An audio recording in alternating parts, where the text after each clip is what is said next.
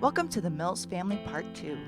This series focuses on Daniel Morris Mills and Elvira Eliza Denison and their children, who settled in Macomb County, Michigan in the 1840s. We'll start with our family tree. Mom's parents were Dorothy Estelle Fleming and Edward Guy Doherty. Edward's parents were John J. Doherty and Lily Mae Mills. Lily's parents were Abby Bell Cotton and Harvey Orestes Mills. Harvey's parents, Daniel M. Mills and Elvira E. Denison, are the subject of our video. They would be our great-great-great-grandparents.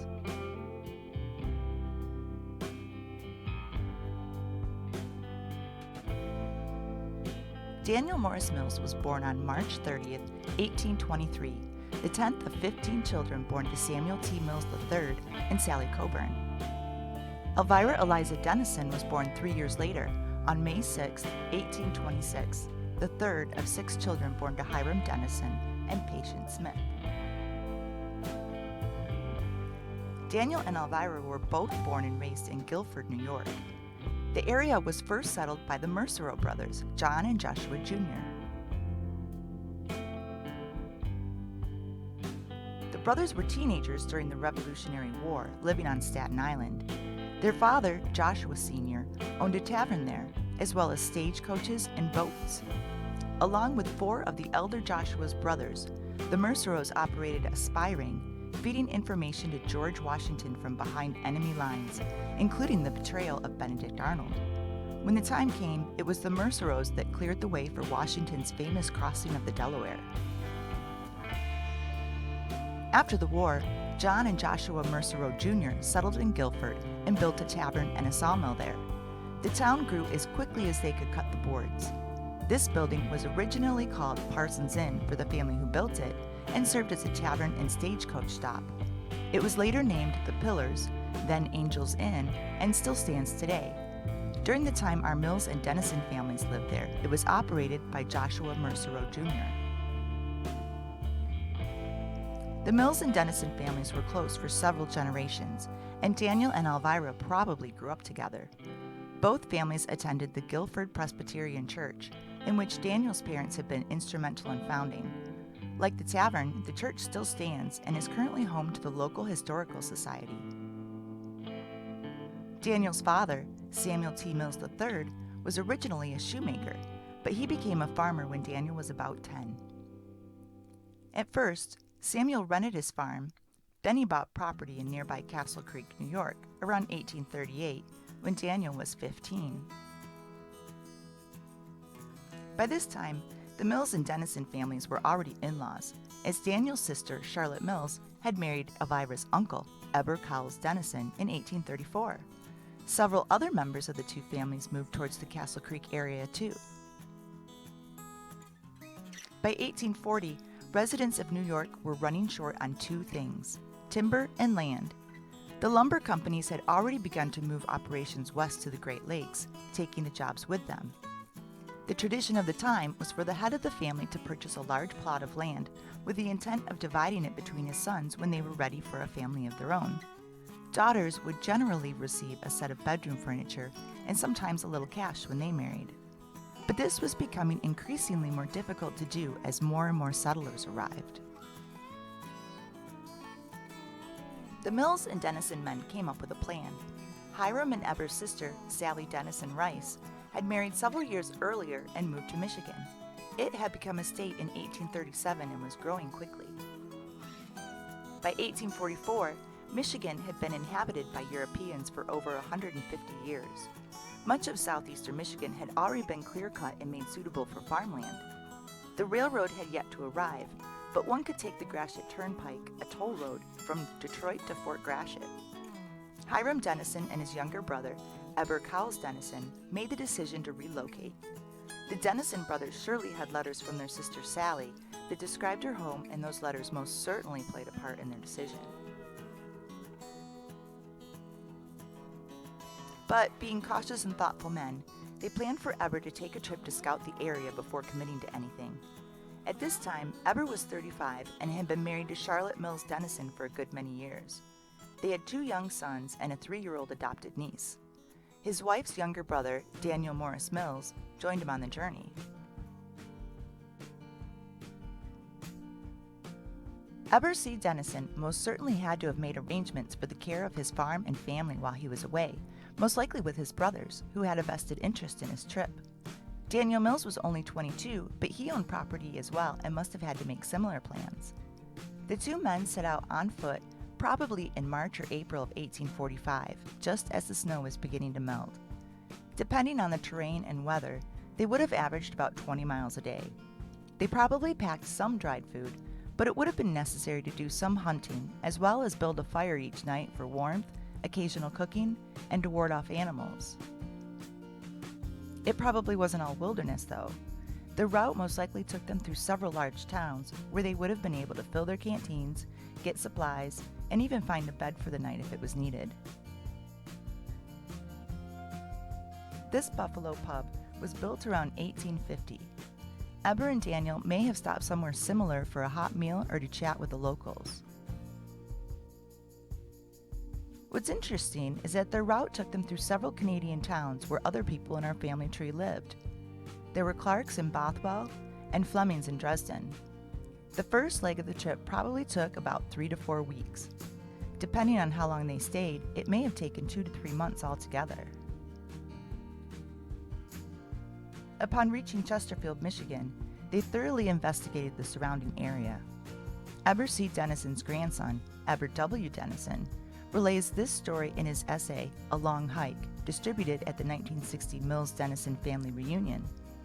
Eber W. describes times his grandfather would point out a piece of property they were passing at the time and explain that he, along with Daniel Mills, had examined and rejected it for one reason or another. Eber W. also describes in his essay the property the 2 men ultimately chose. Eber C. Denison bought 40 acres 7.5 miles northeast of Mount Clemens, west of the Gratiot Turnpike, which would put it about 25 miles in Gratiot. Daniel Mills bought 80 acres 2 to 3 miles to the southwest of Eber's farm on a sandy ridge, which would be about 23 miles in Gratiot. Then they walked back home to collect their families.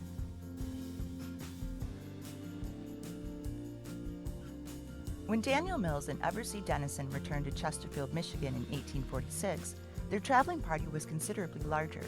It consisted of Daniel's sister and Eber's wife, Charlotte Mills Denison, and their 3 children, Eber's brothers, Hiram and Festus, and their families, and the Carey family. Their group first traveled north to the Erie Canal, which was a fairly speedy way to travel at the time. The canal boats were pulled by a team of horses on a towpath next to the canal. They were able to drive the horses at a trot and switch them out for fresh teams at stations placed periodically along the canal. The canal took them to Buffalo, where they boarded a lake schooner bound for Detroit. While crossing Lake Erie, they encountered a storm strong enough to make everyone seasick, including the livestock. In the stories they would eventually tell to their grandchildren, Daniel Mills was one of the ones who was relegated to the task of caring for the livestock. Once they made their way through Detroit, it was a straight shot up the Gratiot Turnpike to Chesterfield. A few years later, the railroad would come through. Daniel Morris Mills and Elvira Eliza Denison married the November after they arrived in Michigan. Daniel's sister was already married to Elvira's Uncle Eber, a situation the family couldn't let pass without a joke or two. Katie R. Mills talks about it in her book, History of the Simon Mills Family. Elvira's younger cousin, Alfred Denison, a son of Eber, who was a teenager at the time, declared that he certainly was not now going to call her Aunt Elvira just because she had up and married his Uncle Daniel. Witnesses to the marriage were 2 of Elvira's uncles, Eber C. Denison and her Aunt Sally's husband, Elias Rice, the latter couple being the first of the family to move to Michigan. Daniel and Elvira had 7 children together in a span of 20 years. The first 3 were born in Chesterfield, which was then called Hart Settlement, on the 80-acre farm Daniel had initially purchased and where they lived for the first 9 years of their marriage. When everyone made the journey to Michigan in 1846, Elvira's father, Hiram Denison, purchased 40 acres near the village of Ashley, now called New Baltimore, on Burdon Road near 25 Mile. In 1855, just after the birth of their third child, Daniel and Elvira bought part of this property from her parents. Katie Mills describes the transaction in her book, History of the Simon Mills Family. In 1855, they purchased 30 acres of her father's farm, he retaining 10 acres, which he promised to deed to them in return for their care of him and his wife in their later years. However, he later refused to make out the deed for this 10 acres. Nevertheless, it remained as a part of the Daniel Mills farm. In 1865, they purchased 20 acres adjoining to the east, and in 1866, 40 acres across the road to the west. Michigan's population of almost 400,000 in 1850 nearly doubled by 1860 and was up to just over 1 million in 1870. For comparison, Michigan's population today is over 10 million. In 1870, Daniel and Elvira were in their 40s, and all but one of their 7 children lived with them, as well as her parents, Hiram and Patience Denison. Their real estate was valued at $5,000, the equivalent of $115,000 today, and their cash and assets were valued at $2,800.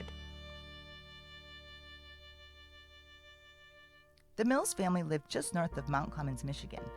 When they arrived in 1846, the city was home to a robust manufacturing industry, shipping all kinds of goods out of the port of Anchor Bay and growing rapidly.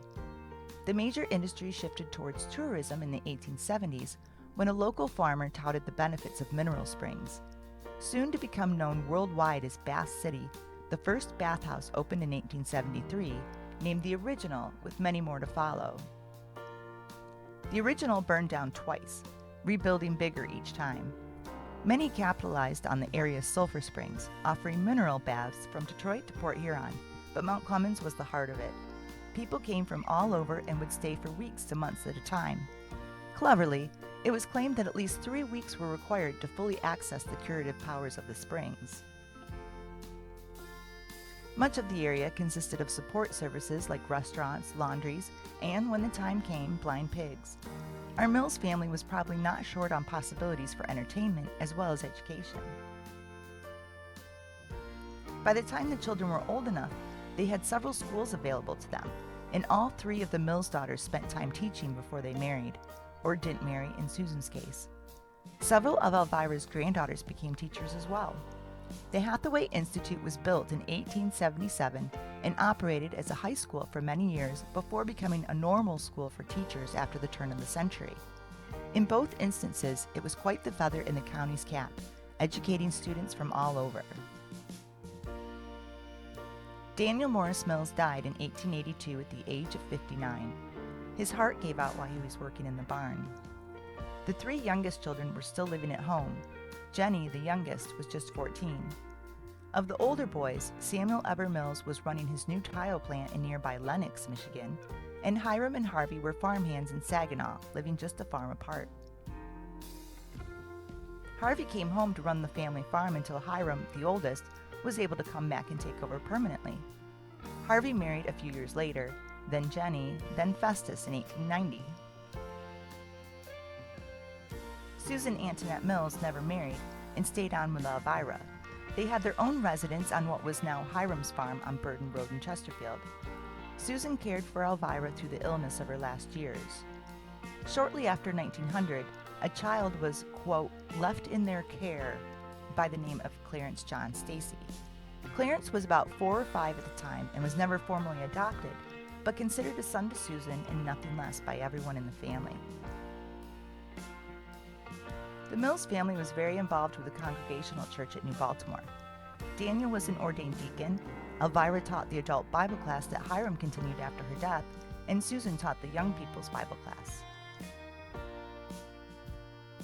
Elvira Eliza Denison Mills died on the 4th of July in 1905. She was 79, and the official cause of death was general debility, slow heart, but several sources describe her as battling a long illness in the last years of her life. She was buried with Daniel at the Oakwood Cemetery in New Baltimore.